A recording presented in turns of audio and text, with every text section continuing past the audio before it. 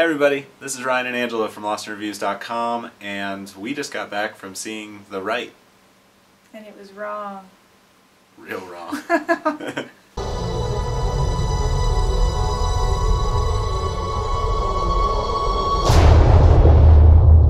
You cannot be defeated when you believe in it.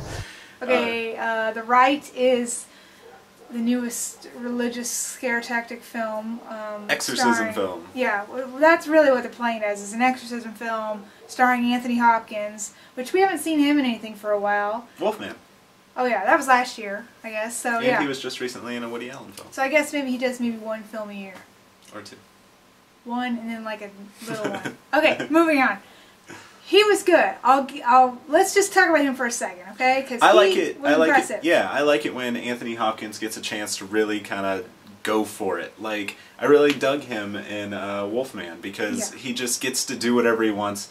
There's no real serious point to any of those movies, and you can see him having fun. Yeah, I kind of feel like he's ready to do that in his career. Just have some fun. And that's what the Rite. His character, he was a priest who deals with exorcisms, and there's like a big thing at the end. Yeah. And well, I think they show that in the trailer. He gets possessed, and he goes for it.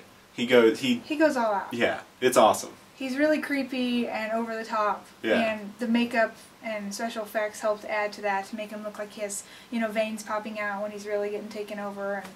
But really, he made that role what it was, because without him, it would be just 100% stupid. Yeah, he really made the film. That last scene really made the film. I really enjoyed how Hopkins, it was almost as if, I'm going to be that little girl from The Exorcist. But I'm going to be even made a 60-year-old man. They even made a joke about it in it. But the movie itself is about a guy who is coming from a family where you're either a mortician or a priest. So he's growing up with his dad, who he hates, being a mortician. He's like, out of the blue one day, I think I'm going to go to London and be a priest. Yeah. And he even tells his friend, I'll just go through the 4 years and then just drop out anyway. I just have to do it just to do it. Like, it didn't make any sense why he even really had to do it. And played by one of our favorite people, the super throwaway actor of forever. Oh yeah, Chris Marquette. Yeah, Chris Marquette. Well, yeah, he was in the movie for like 5 minutes. So. I don't know why. He's always in the movies for 5 minutes from here on out. He'll get his role eventually. Soon enough. So the guy goes to London, does the priesthood thing, and then he tries to tell his teacher, boss, older priest guy, like, you know what, I think I might be an atheist. And the guy's like, yeah, well, otherwise you're going to have to pay us back $100,000. So yeah, then they send him to Rome. So they want to scare him straight, so they send him to go be with Anthony Hopkins. Yes. Go hang out with this old guy. That'll scare you to be religious, right? So that's pretty much the premise of the film. Yes, so then he follows him, he kind of shadows him around and sees all the crazy demon stuff going on. That's where it really just goes off the deep end. Yeah. Because, like, first of all, there's loopholes, like, there's characters introduced, you don't know why they're there. There's really no point for them. Like, the female lead in there, I don't even remember her name. The Vatican looks like it's a part of the Matrix or a scene from Equilibrium. Yes, that really pissed me off. There was, like, a schoolroom in the Vatican. He had to go learn about exorcists and stuff. And it was like from the Matrix, or like a spaceship on Star Trek or something like that inside the Vatican, which is like one of the oldest buildings, there. So. Well, it's like when school's out, this is where we party. That's what it looked like. Seriously. It was pretty ridiculous. It was like school in the discotheque. It was ridiculous. But I enjoy exorcism movies, even though I'm not religious. We know what we're going in for. We know what we're sitting down for. We want to see the carnage. We want to see the gore.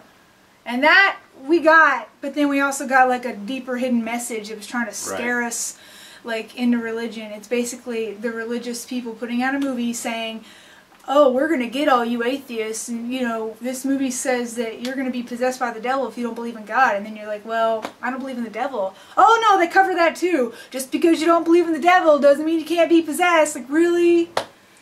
Yeah, it really kind of goes off the deep end, and there's so many plot holes and twists in this. The only thing worth seeing in this is that final performance by Anthony Hopkins. Yeah. I'm an atheist. Angela's an atheist. I am too. I don't usually get offended by movies.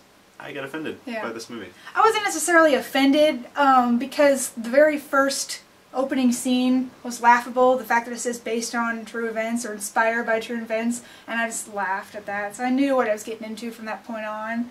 But yeah, I see what you're saying. It's ridiculous that they have to do this. I mean, I guess they're able to have their point of view too, because I mean, there's been plenty of movies out in the last couple of years that have been very, you know, pro-atheistic and putting out an anti-religious theme. So they're allowed to have their thoughts as well. It just felt like they were really trying to probe it into you, like scare tactics. Well, I felt like the Rite technically is one of those church haunted houses that... Or the hell houses. Yeah, that try to scare you into believing in God. yeah, you think you're going in for a haunted house and then you get a bunch of spiel about abortions and I just don't like being hit in the face with dead babies. Doesn't work for me. Okay. So let's rate the Rite.